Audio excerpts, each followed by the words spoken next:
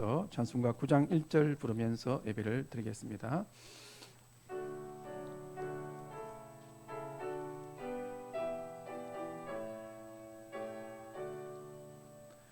하늘에 가득 찬 영광의 하나님, 온 땅에 충만한 존귀하신 하나님, 생명과 빛으로 지혜와 권능으로 언제나 우리를 지키시는 하나님,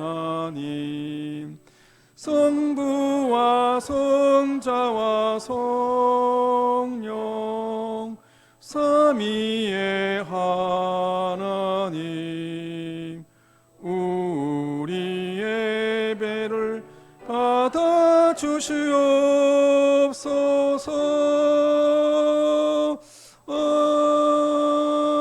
아멘. 지난 한 주간 동안에 우리의 삶을 돌아보며 회개의 기도를 하겠습니다. 다 같이 기도하겠습니다. 살아계신 하나님 아버지, 지난 한 주간 동안에 우리의 삶을 돌아보며 회개하오니 하나님 용서하여 주시옵소서. 날마다 하나님 말씀에서 우리 자신을 돌아볼 때에 우리가 하나님의 말씀대로 뜻대로 살지 못하였음을 이 시간에도 고백을 합니다. 우리가 주님의 뜻과 내 뜻이 맞지 않을 때에 하나님이 내 뜻을 굴복시키지 않고 내 뜻을 고집하였던 모든 죄를 회개합니다. 용서하여 주시옵소서. 날마다 우리 자신들을 그리스도의 십자가에 못 박아 죽이게 하여 주시고, 하나님이여, 나는 없어지고 오직 내 안에서 하나님의 뜻과 그리스도만 드러날 수 있는 우리의 삶이 될 수 있도록 하나님 도와주옵소서. 우리에게 진정한 믿음을 허락하여 주셔서 모든 것들을 전적으로 주님께 믿음으로 맡기고 살 수 있도록 하나님께서 도와주시고 함께하여 주옵소서. 예수님의 이름으로 기도하옵나이다. 아멘. 만일 우리가 우리 죄를 자백하면 그는 미쁘시고 의로우사 우리 죄를 사하시며 우리를 모든 불의에서 깨끗하게 하실 것이요. 아멘. 사도신경으로 신앙 고백하겠습니다. 나는 전능하신 아버지 하나님 천지의 창조주를 믿습니다. 나는 교회라 하신 아들 우리 주 예수 그리스도를 믿습니다. 그는 성령으로 잉태되어 동정녀 마리아에게서 나시고 본디오 빌라도에게 고난을 받아 십자가에 못 박혀 죽으시고 장사된 지 사흘 만에 죽은 자 가운데서 다시 살아나셨으며 하늘에 오르시어 전능하신 아버지 하나님 우편에 앉아 계시다가 거기로부터 살아있는 자와 죽은 자를 심판하러 오십니다. 나는 성령을 믿으며 거룩한 공교회와 성도의 교제와 죄를 용서받는 것과 몸의 부활과 영생을 믿습니다. 아멘. 자리에 앉으시기 바랍니다. 성시 교독하겠습니다.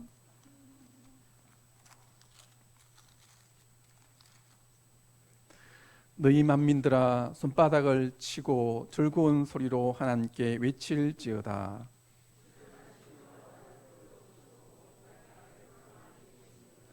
여호와께서 만민을 우리에게, 나라들을 우리 발 아래 복종하게 하시며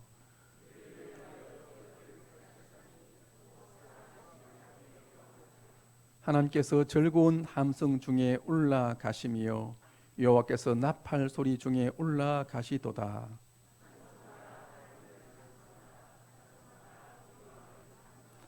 하나님은 온 땅의 왕이심이라. 지혜의 시로 찬송할지어다.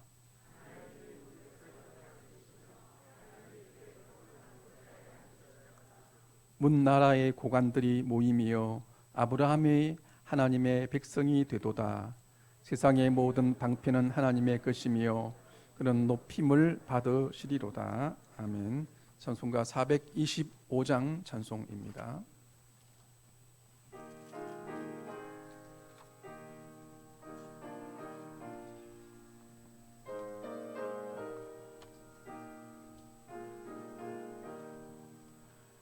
주님의 뜻을 이루소서. 고요한 중에 기다리니 진흙과 같은 날 빚으사 주님의 형상 만드소서. 주님의 뜻을 이루소서. 주님 발 앞에 엎드리니 나의 맘속을 살피시사 눈보다 이게 하옵소서. 주님의 뜻을 이루소서. 병들어 몸이 피곤할 때 권능의 손을 내게 펴사 강금케 하여 주옵소서. 주님의 뜻을 이루소서. 온전히 나를 주장하사 주님과 함께 동행함을 만민이 알게 하옵소서. 아멘.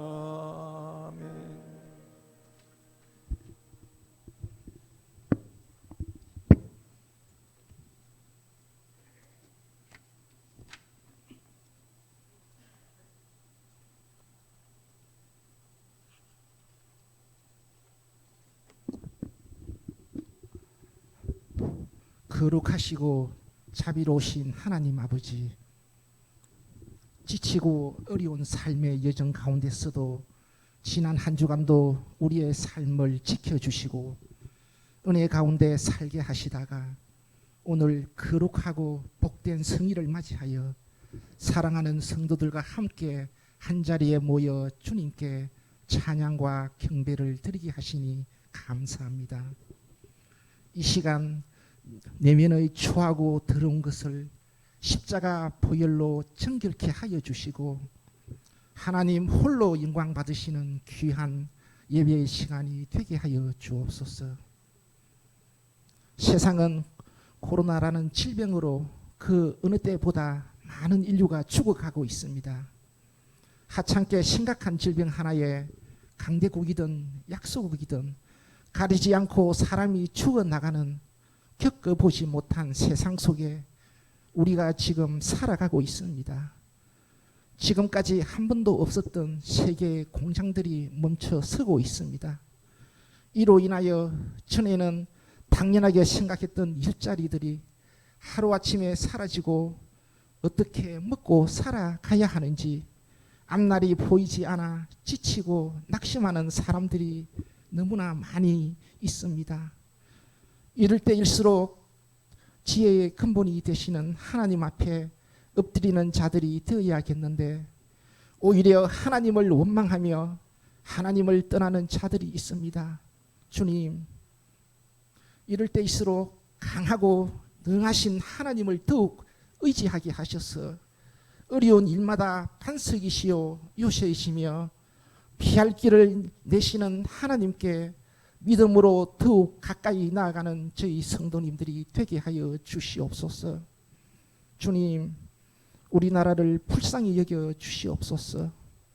사방을 둘러보아도 희망보다는 절망의 그늘이 온 땅을 뒤덮고 있습니다. 지금 이 나라는 바람 앞에 촛불같이 언제 전쟁이 일어날지 모르는 절박한 상황 속에 놓여 있습니다. 갑자기 북한은 무슨 생각인지 남북 연락소를 폭파시킨 것도 모자라 무력 도발을 예고하는 등 남북한 간의 긴장감을 고조시키고 있습니다.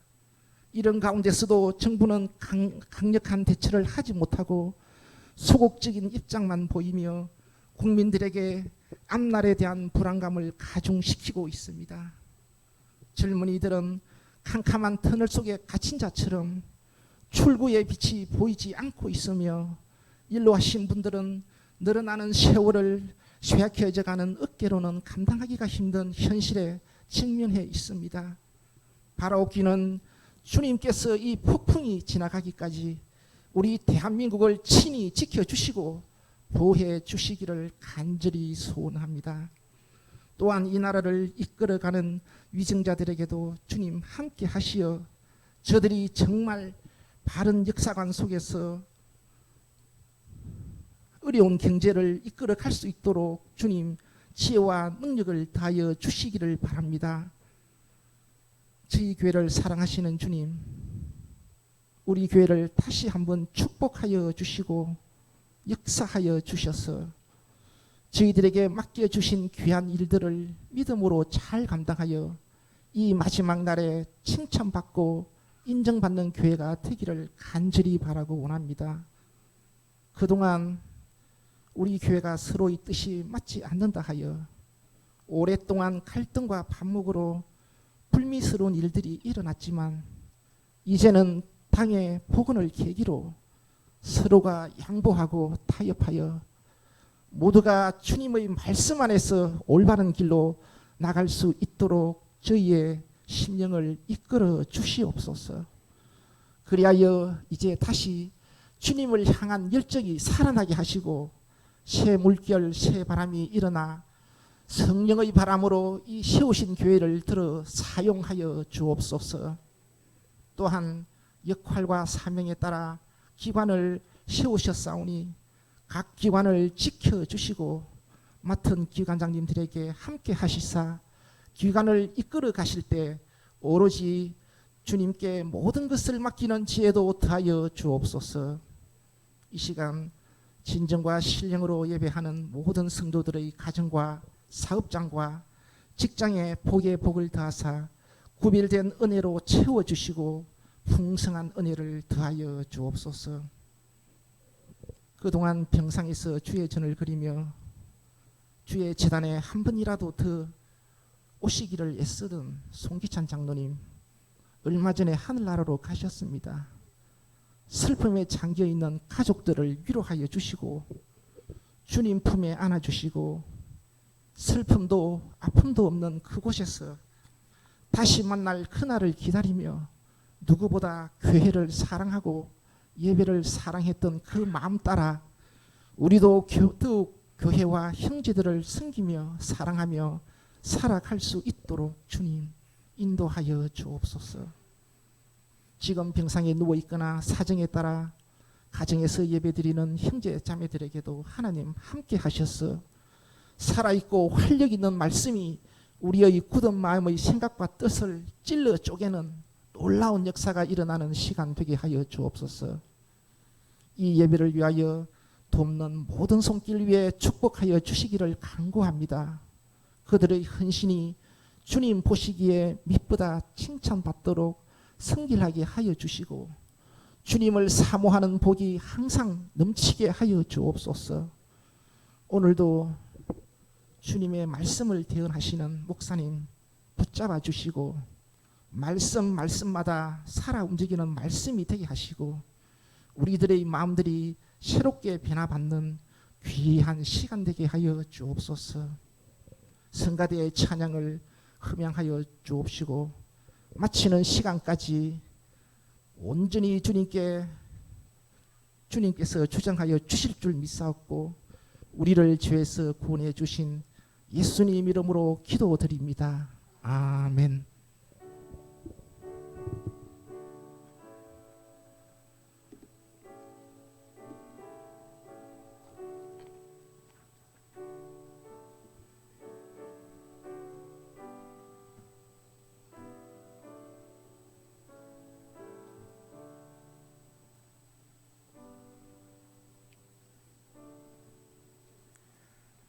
하나님 말씀 봉독해 드리겠습니다. 구약 성경책 요나서 1장 1절부터 10절까지 말씀을 봉독해 드리겠습니다. 요나서 1장 1절부터 10절까지 말씀입니다. 여호와의 말씀이 아미떼의 아들 요나에게 임하니라. 이르시되 너는 일어나 저 큰 성읍 니느웨로 가서 그것을 향하여 외치라. 그 악독이 내 앞에 상달되었음이니라 하시니라. 그러나 요나가 여호와의 얼굴을 피하려고 일어나 다시스로 도망하려 하여 욥바로 내려갔더니 마침 다시스로 가는 배를 만난지라. 여호와의 얼굴을 피하여 그들과 함께 다시스로 가려고 배에 삭슬 주고 배에 올랐더라.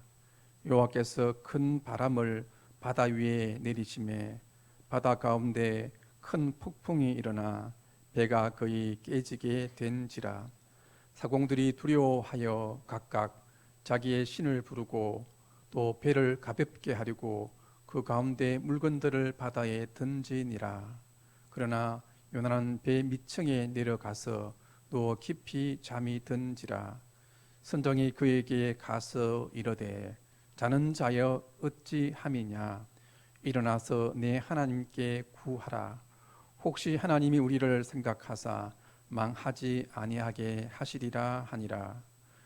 그들이 서로 이르되 자 우리가 제비를 뽑아 이 재앙이 누구로 말미암아 우리에게 임하였나 알아보자 하고 곧 제비를 뽑으니 제비가 요나에게 뽑힌지라. 무리가 그에게 이르되 청하건대 이 재앙이 누구 때문에 우리에게 임하였는가 말하라. 내 생업이 무엇이며 내가 어디서 왔으며 내 나라가 어디며 어느 민족에 속하였느냐 하니 그가 대답하되 나는 히브리 사람이요 바다와 육지를 지으신 하늘의 하나님 여호와를 경외하는 자로라 하고 자기가 여호와의 얼굴을 피함인 줄을 그들에게 말하였으므로 무리가 알고 심히 두려워하여 이르되 내가 어찌하여 그렇게 행하였느냐 하니라. 아멘.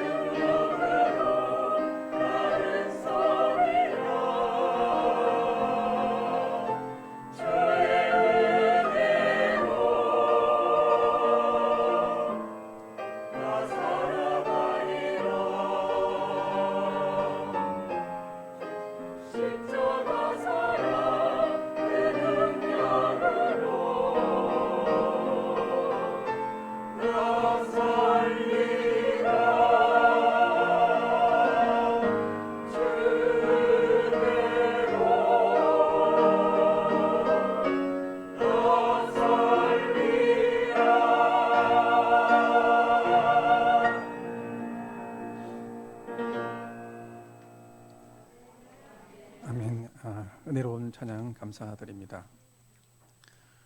어떤 신학자는 이렇게 말했습니다.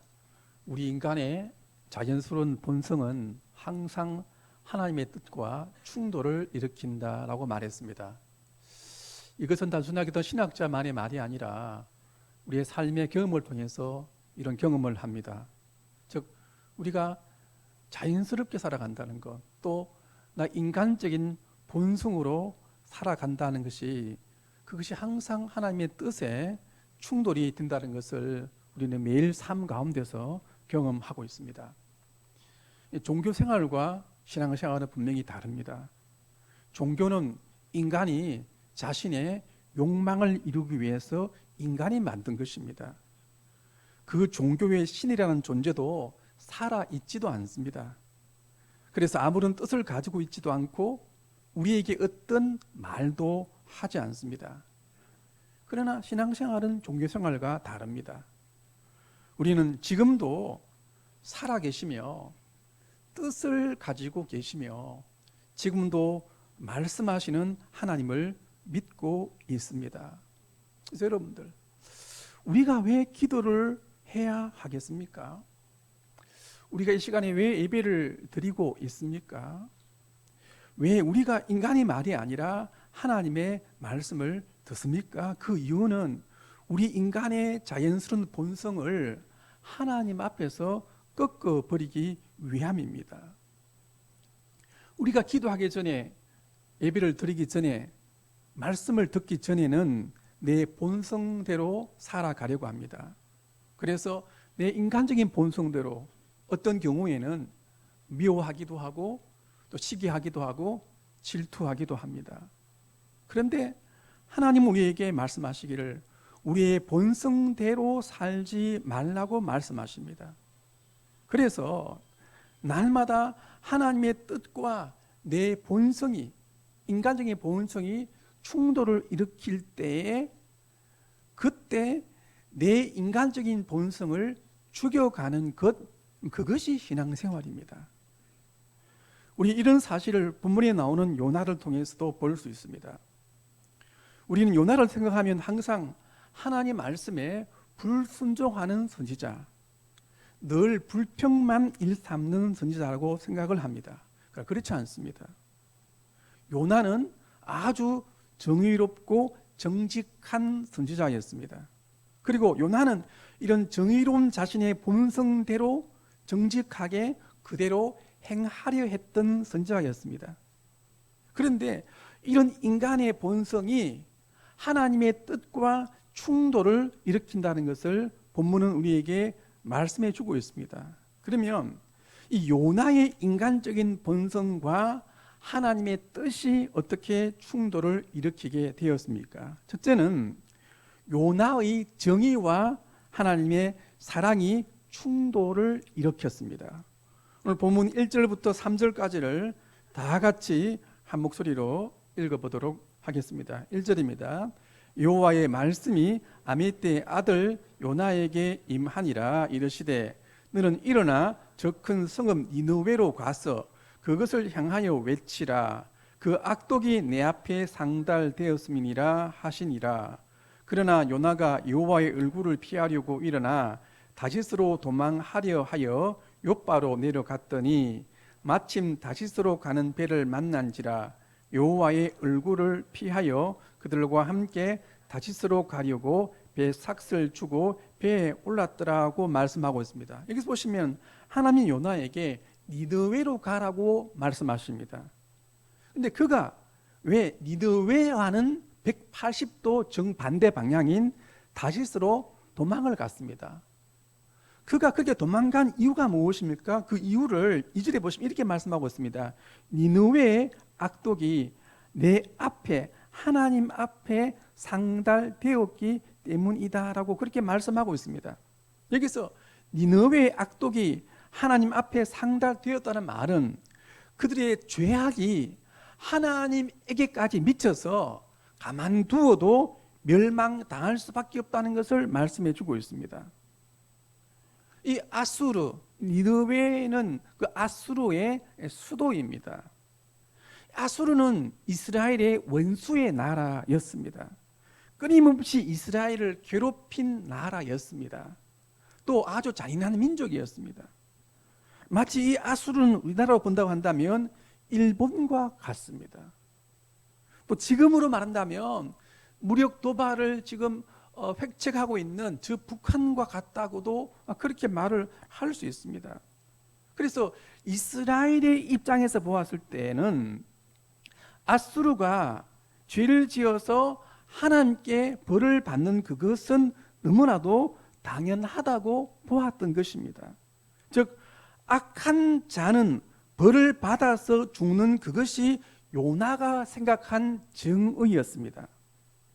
또 특별히 그 악한 자가 자기를 괴롭히는 자가 되었을 때 그런 자가 하나님께 벌을 받아 죽는 것이 요나가 생각하고 있던 정의였던 것입니다.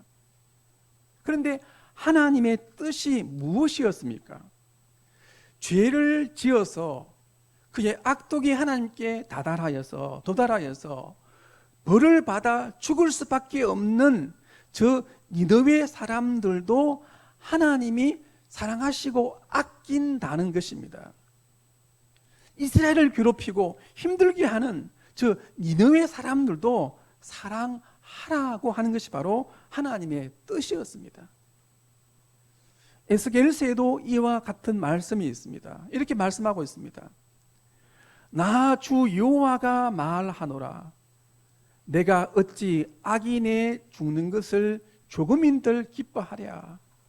그가 돌이켜 그 길에서 떠나서 사는 것을 어찌 기뻐하지 아니하겠느냐라고 그렇게 거기서도 그렇게 말씀하고 있습니다. 그러나 요나가 생각하고 있는 정의가 무엇이었습니까? 절대로 그럴 수가 없다는 것입니다.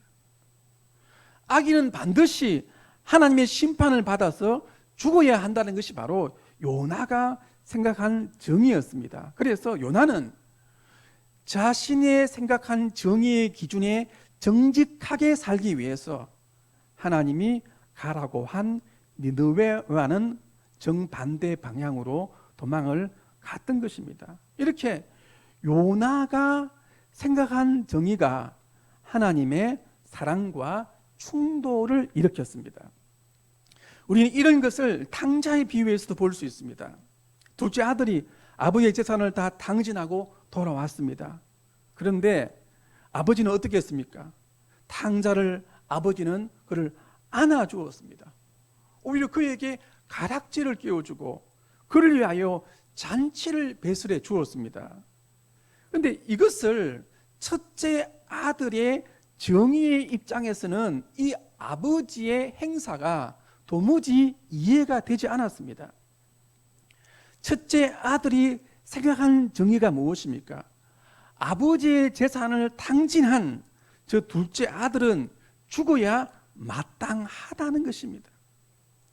그런데 이것은 모든 인간들이 가지고 있는 정의입니다. 물론 성경에서 말씀하시는 사랑이 정의가 없이 무조건 덮어주기만 하는 사랑이 아닙니다. 하나님은 누구보다도 정의로운 분이십니다. 그런데 문제는 인간이 정의롭다고 하는 그 속에 과연 하나님의 사랑이 있느냐라고 하는 것입니다. 오래전에 어린이 동화책을 본 적이 있습니다. 제목이 자기만 아는 발음이었습니다. 여러분들, 발음, 옳음 좋은 것입니다. 그런데 제목이 제게 굉장한 충격을 주었습니다. 그런데 자기만 아는 발음이라는 것입니다.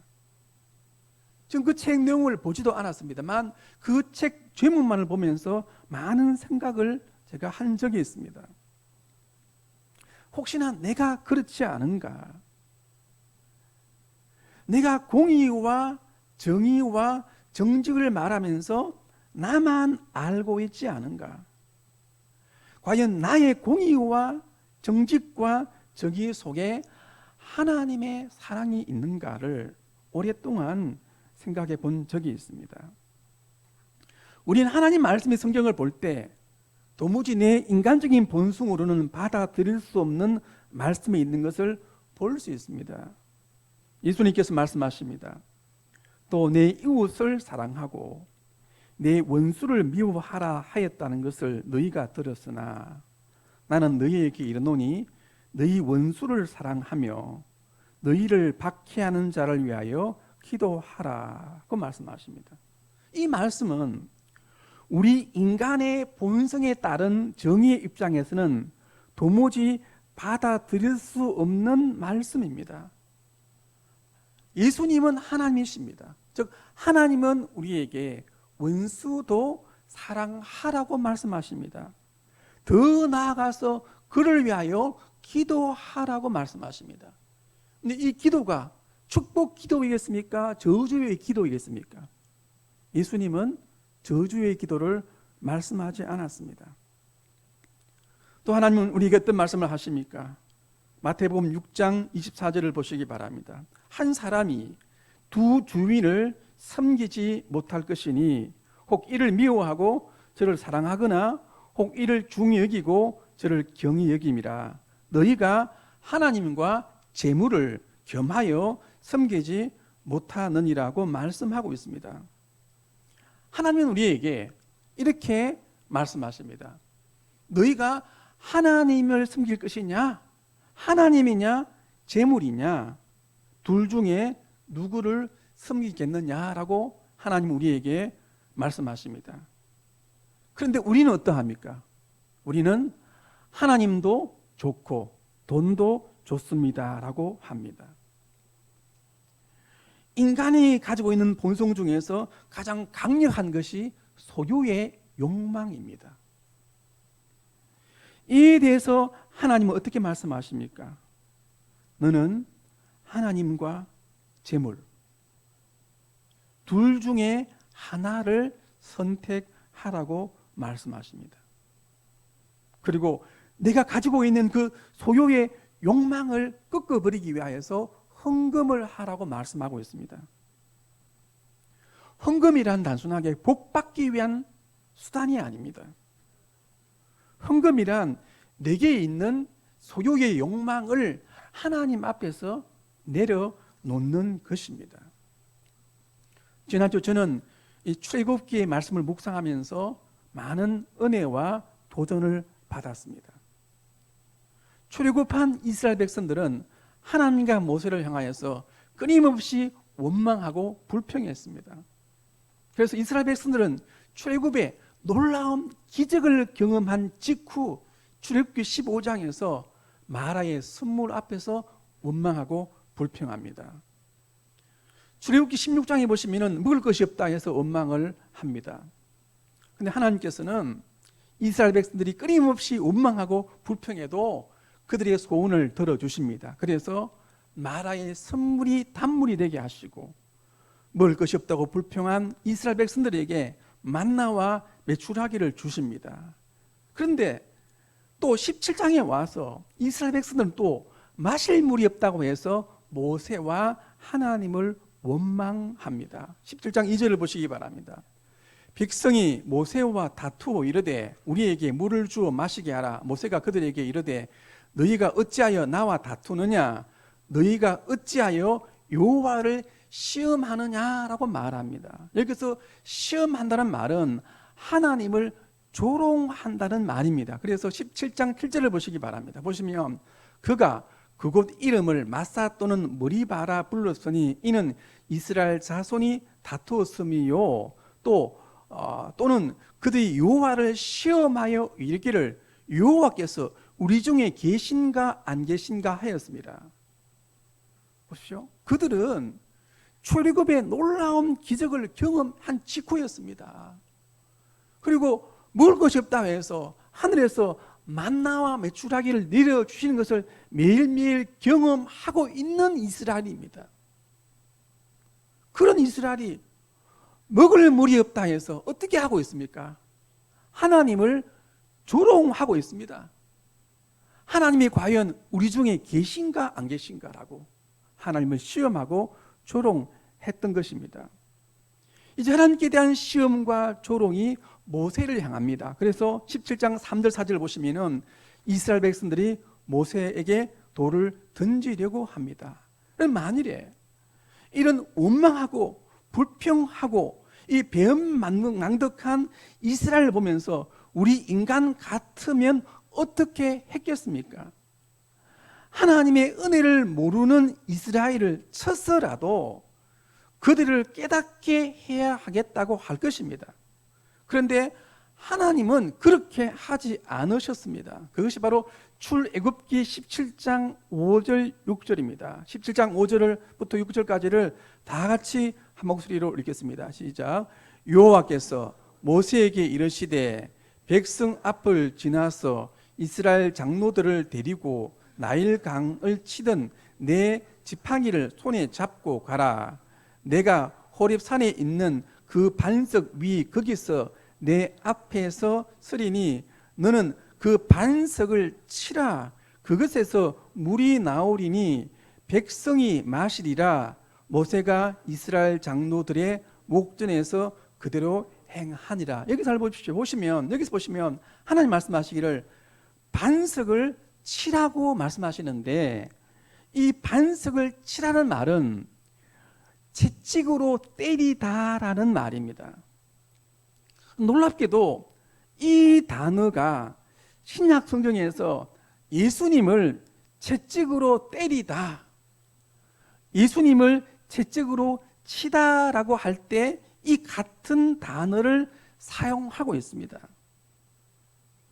고린도전서 10장 4절에 보시면 다 같은 신령한 음료를 마셨으니 이는 그들을 따르는 신령한 반석으로부터 마셨음에 그 반석은 누구라고요? 곧 그리스도시라고 말씀하고 있습니다.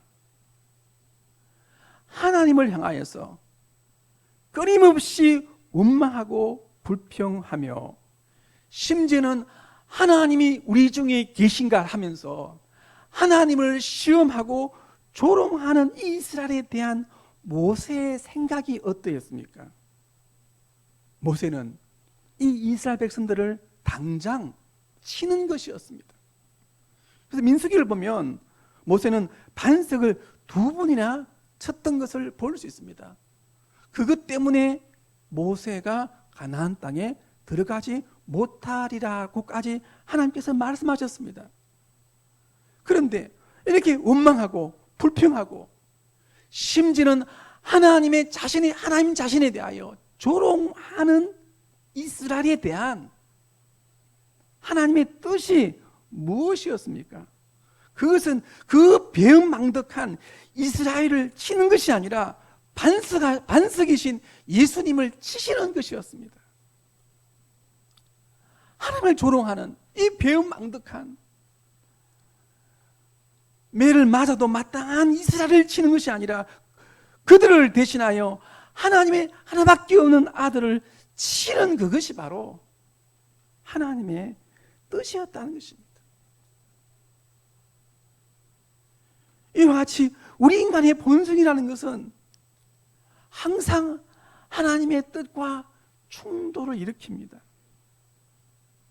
그래서 예수님이 우리에게 말씀하십니다. 이 제자들에게 이르시되 누구든지 나를 따라오려거든 자기를 부인하고 자기 십자가를 지고 나를 따를 것이니라고 말씀하고 있습니다. 이사야를 통해서 하나님 말씀하십니다. 이는 내 생각이 너희의 생각과 다르며 내 길은 너희의 길과 다름이니라. 여호와의 말씀이니라. 이는 하늘이 땅보다 높음 같이 내 길은 너희의 길보다 높으며 내 생각은 너희의 생각보다 높음이니라고 말씀하십니다. 예수님은 겟세마네 동산에서 자신의 뜻을 관철시키기 위하여 철학 기도를 하지 않으셨습니다. 예수님은 땀방울이 핏방울이 되기까지 아버지여 내 뜻대로 하지 마시고 아버지의 뜻대로 하여 주옵소서라고 기도하셨습니다. 여러분들, 지금 여러분들의 삶의 니느웨는 누구입니까? 내가 만나기 싫은 사람일 수 있습니다. 내가 인간적으로는 도무지 사랑할 수 없는 사람일 수 있습니다. 하나님은 오늘도 우리에게 말씀하십니다. 니느웨로 가라고 말씀하십니다. 우리 인간의 본성은 하나님의 뜻과 항상 충돌을 일으킨다는 사실을 기억하시기를 바랍니다. 그럴 때마다 요나처럼 인간의 본성대로 살아가지 마시고 하나님의 사랑의 뜻에 나를 굴복시키며 살아갈 수 있는 모든 성도님들이 될 수 있기를 간절히 바랍니다. 두 번째는 요나의 민족 사랑과 하나님의 뜻이 충돌을 일으켰습니다. 우리는 요나라고 하면 요나서에 나오는 요나만을 생각을 합니다. 그런데 열왕기상 14장 25절을 보시기 바랍니다. 이런 말씀이 있습니다. 이스라엘의 하나님 여호와께서 그의 종 가드 헤벨 아미떼 아들 선지자 요나를 통하여 하신 말씀과 같이 여로보암이 이스라엘 영토를 회복하되 하맛 어기에서부터 아라바 바다까지 하였으니라고 말씀하고 있습니다. 이때가 바로 이스라엘 왕 여로보암 2세 때였습니다. 하나님께서는 여로보암 2세 때에 이 요나 선지자를 통해서 이스라엘이 솔로몬 왕의 때와 같이 영토를 회복하리라고 말씀하십니다. 그리고 이 요나 선지자의 말대로 여로보암 2세 때에 이스라엘 백성들은 솔로몬 왕 때의 영토를 회복하였습니다. 이와 같이 이 요나 선지자는 누구보다도 이스라엘 나라가 복받고 잘 되기를 바랬던 선지자였습니다. 그래서 오늘 본문 9절을 다시 한번 보시기 바랍니다. 이렇게 말씀하고 있습니다. 그가 대답하되 나는 히브리 사람이요 바다와 육지를 지으신 하늘의 하나님 여호와를 경외하는 자로라 하고라고 말씀하고 있습니다. 여기서 요나가 무엇을 강조합니까? 나는 히브리 사람이라는 것입니다. 즉 요나는 하나님을 히브리 민족만의 하나님으로 생각했던 것입니다. 그런데 이 요나는 그 이후에 풍랑 이후에 고난 뒤에는 그 하나님을 바다와 육지를 지으신 하늘의 하나님 여호와로 고백하고 있습니다. 즉 요나는 풍랑이 있기 전에는 하나님을 자기 민족만의 하나님으로 생각했습니다. 그가 나중에 깨닫게 된 하나님은 단순하게 히브리 민족만의 하나님이 아니라 하늘의 하나님, 즉 모든 민족의 하나님이었습니다. 그래서 요나가 왜 니느웨로 가지 않았습니까? 그 이유는 요나는 자기 민족만을 사랑했기 때문입니다. 그래서 자기 민족을 괴롭히는 저 니느웨가 하나님께 벌 받아서 없어졌으면 하는 생각이 있었기 때문입니다. 그런데 보십시오. 이런 생각이 단순하게 요나만의 생각이겠습니까? 그렇지 않습니다. 이런 요나의 생각은 우리 모든 인간들이 가지고 있는 자연적인 본성입니다. 즉 우리는 우리 인간의 자연적인 본성상 우리 민족만을 생각합니다. 우리 핏줄만을 생각합니다. 즉 민족이란 말은 우리의 가족과 같은 말입니다. 물론 우리가 우리 가족을 사랑하고 우리 민족을 사랑하고 우리 가까이 있는 사람들을 사랑하는 그것이 잘못된 것은 아닙니다. 문제는 우리 가족만을 사랑한다는 것입니다. 우리 민족만을 사랑한다는 것입니다. 이것이 바로 하나님의 뜻과 충돌을 일으켰던 것입니다. 전 세계에 일어나는 모든 전쟁을 보시길 바랍니다. 사랑이 없기 때문에 싸우는 싸움이 아니라 사랑이 너무 지나치기 때문에 싸우는 싸움들입니다. 근데 그 사랑이 어떤 사랑입니까? 자신의 민족만을 사랑하는 사랑입니다. 같은 나라라도 같은 국가라도 그래서 민족 안에는 두 민족이 있을 때 그 사이에서 끊임없이 분쟁이 일어나고 있습니다. 그런데 성경의 하나님은 어떤 분이십니까? 성경의 하나님은 어느 한 민족만의 하나님이 아닙니다. 하나님은 우리가 그렇게 싫어하는 일본 민족의 하나님도 되시고 저 중화민국의 하나님도 되시고 심지어는 우리를 위협하고 있는 저 북한 땅의 하나님도 되십니다. 우리가 우리 가족이나 민족을 사랑한다고 하면서 동시에 다른 가족과 다른 민족도 사랑하는 것이 하나님의 뜻입니다. 그런데 우리 인간의 본성은 그렇지가 않습니다. 우리는 항상 우리의 가족입니다. 우리의 민족입니다. 다른 가족이나 다른 민족은 생각하지 않습니다. 그들 어떻게 되었든지 그대로 두리고 하는 것이 우리 인간의 자연스러운 본성입니다. 하나님 어떻게 말씀하십니까? 이렇게 말씀하십니다.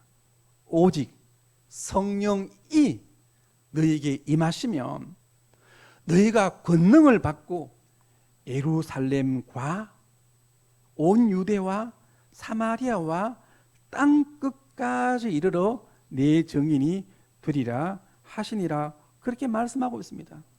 사실 우리 가운데 어느 누구도 자연스러운 본성으로 선교를 좋아하는 사람은 아무도 없습니다.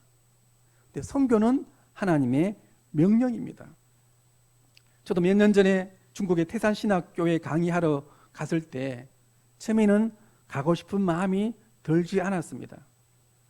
제 마음 속에서는 이런 생각이 있었습니다. 국내 전도도 제대로 하지 못하고 있는데 무슨 해외 선교란 말인가라는 생각을 잠시 했었습니다. 그런데 사도행전을 보면서 이런 나의 본성과 하나님의 뜻이 충돌을 일으킨다는 것을 깨달았습니다. 그래서 선교란 내가 하기 싫어도 해야 되는 것이구나라는 것을 깨닫게 되었습니다. 우리는 우리의 본성상 우리 안에만 머물고 싶은 생각이 있습니다. 그래서 우리끼리만 서로 교제하면서 지내면 좋겠다는 생각을 합니다. 그러나 이것은 하나님의 뜻이 아닙니다. 하나님은 우리에게 너희끼리만 좋아하고 너희끼리만 복음과 말씀을 즐기면서 살아가라고 하지 않습니다. 그래서 어떨 때는 우리에게 고난과 핍박을 주면서까지 우리로 하여금 우리 밖을 떠나서 세상으로 나아가게 만드십니다. 그래서 우리 가족만, 우리 민족만, 우리 가까이 있는 사람만 사랑하는 본성을 꺾어버리시고 다른 가족, 다른 민족, 믿지 않는 사람들도 사랑하라는 하나님의 뜻에 순종할 수 있는 모든 성도님들이 될 수 있기를 간절히 바랍니다. 세 번째는 우리에게는 요나와 같이 하나님에게서 도망하고 싶은 본성이 있습니다. 자, 3절을 보시면은 요나가 여호와의 낯을 피하여 다시스로 도망을 갑니다. 근데 여기서 보시면 단순하게 다시스로 도망가는 것이 아닙니다. 중요한 것이 무엇입니까? 여호와의 얼굴을 피하여 다시스로 도망하여 간 것입니다. 우리에게도 어떻게 보면 이와 같은 본성이 우리에게 있을 수 있습니다. 우리는 범죄한 아담과 같이 하나님의 얼굴을 피하고 싶은 본성이 있습니다. 그렇게 하나님의 얼굴을 피하고 도망하여 숨어 있으면 안전하다는 생각을 우리가 합니다. 그래서 자꾸만 하나님에게서 멀어지고 싶은 인간의 본성이 있습니다. 여러분 혹시나 코로나로 인해서 예배가 줄어들고 기도회가 없어지니까 속으로 편하고 잘 되었다, 좋다고 생각하시는 분이 없습니까? 그런데 이 코로나가 여러분들에게 하나님에게서 도망하고 멀어지는 기회라고 생각하는 분이 안 계십니까? 그러나 여러분 하나님 어떤 분이십니까? 우리가 우리 인간적인 본성대로 하나님의 얼굴을 피하여 도망하려 하지만 하나님은 배 밑창까지 찾아오셔서 우리를 깨우십니다. 6절을 보시기 바랍니다. 선장이 그에게 가서 이르되 자는 자여 어찌 함이냐, 일어나서 내 하나님께 구하라. 혹시 하나님이 우리를 생각하사 망하지 아니하게 하시리라 하니라. 여기서 자는 자여 어찌 됨이냐라고 한 이 말은 누가 한 말입니까? 믿지 않는 선장이 했던 말입니다. 즉 하나님은 하나님 믿지 않는 이 선장을 통해서라도 우리에게 찾아오셔서 우리의 잠을 깨우고 계십니다. 이와 같이 우리 인간의 본성은 하나님에게서 멀어지고 싶어 합니다.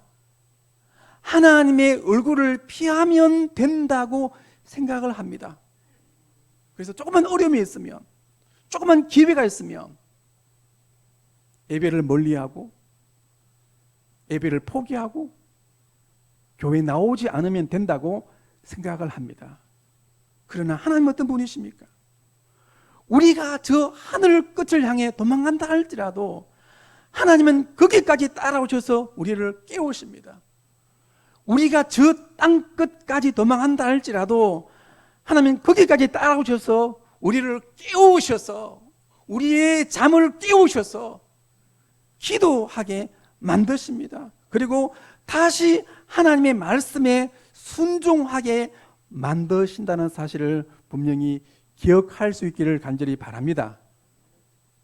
그래서 날마다 하나님께 나아가기 싫어하는 우리 인간적인 본성과 이 죄악된 본성과 날마다 싸우시기를 바랍니다. 날마다 죽이시기를 바랍니다. 그리고 날마다 예수님처럼 내 뜻대로 하지 마시고 내 인간적인 본성대로 하지 마시고 하나님의 뜻대로 하여 주옵소라고 날마다 기도하며 살아갈 수 있는 모든 성도님들이 될 수 있기를 간절히 바랍니다. 오늘 본문에 나오는 요 나가 누구라고 생각하십니까? 바로 본문의 요 나는 바로 요 나입니다. 날마다 십자가 앞에서 나의 인간적인 본성을 죽여갈 수 있는 모든 성도님들이 될 수 있기를 간절히 바랍니다. 그래서 내 삶 속에서 내 뜻이 아니라 오직 하나님의 뜻만이 이루어지는 영광스럽고 복된 삶을 살아갈 수 있는 모든 성도님들이 될 수 있기를 간절히 바랍니다. 말씀을 기억하시면서 찬송가 426장 찬송 같이 부르겠습니다.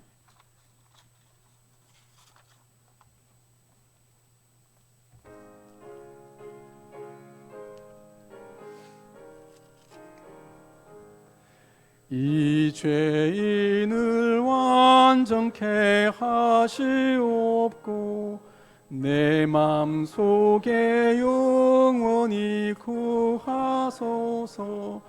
죄가음 뒤빠졌던 몸과 마음을 흰보다 더이게 하옵소서. 눈보다 더욱 기어지게 고시서서 정결케 하옵소서. 저 보좌에 앉으신 주 예수여, 이 몸 주께 드리니 받으소서. 내 마음과 지식도 드리오니 흰 눈보다 더이게 하옵소서. 눈보다 더욱 기어지게 고시서서 정결케 하옵소서. 그 상하신 발 아래 엎드려서 날 깨끗게 하시기 원합니다. 날 정결케 하는 피 믿사오니 흰 눈보다 더이게 하옵소서. 눈보다 더욱 기어지게 고시서서 정결케 하옵소서. 아멘. 신상왕 집사님, 전행심 권사님 범사에 감사합니다. 오성순 권사님 범사에 감사합니다. 신옥주 집사님 범사에 감사합니다. 정순자 집사님 범사에 감사합니다. 오순내 권사님 범사에 감사합니다. 박홍섭 효옥순 집사님 가정에서 범사에 감사합니다. 김성애 권사님 외국에 잘 다녀오셨는데 범사에 하나님께 감사드립니다. 김용현 장로님, 김훈자 집사님 늘 한 발 앞서서 우리의 삶을 인도하시는 주님의 은혜에 감사드립니다. 하혜성 장로님 범사에 하나님께 감사드립니다. 방대인 집사님 제가 글자를 잘 모르겠습니다. 심사를 잘 마치게 하심을 하나님께 재위탁 심사를 잘 마치게 하심을 하나님께 감사합니다. 방대임 집사님, 박금선 권사님 늘 함께 동행하여 주시는 하나님 아버지께 감사를 드립니다. 이 모든 감사를 하나님께 드립니다. 아멘. 기도하겠습니다. 하나님이여, 우리의 기도 생활이, 우리의 예배 생활이 고집스런 종교 생활이 되지 말게 하옵시고 날마다 내 뜻을 죽여가는 참된 신앙생활이 되게 하옵소서. 그래서 날마다 내 속에서 온전한 하나님의 뜻이 이루어져서 내 삶이 온전한 하나님의 영광이 되게 하여 주옵소서. 10의 1조를 주님께 드립니다. 감사의 예물을 주 앞에 드립니다. 선교의 예물을 주님께 드립니다. 이 시간 나의 가장 귀한 것을 주님께 마음과 뜻과 정성을 다하여 주님께 드려오니 주님 나를 받아 주시옵소서. 예수님의 이름으로 기도하옵나이다. 아멘. 우리를 죄에서 구원하신 우리 구주 예수 그리스도의 구속의 은혜와 하나님 아버지의 무한하신 사랑하심과 성령의 교통하게 하시는 놀라운 은혜가 날마다 나는 죽고 내 안에 하나님의 뜻만이 살기를 소원하는 주의 모든 백성들에게 지금부터 영원까지 항상 함께 있을지어다. 아멘.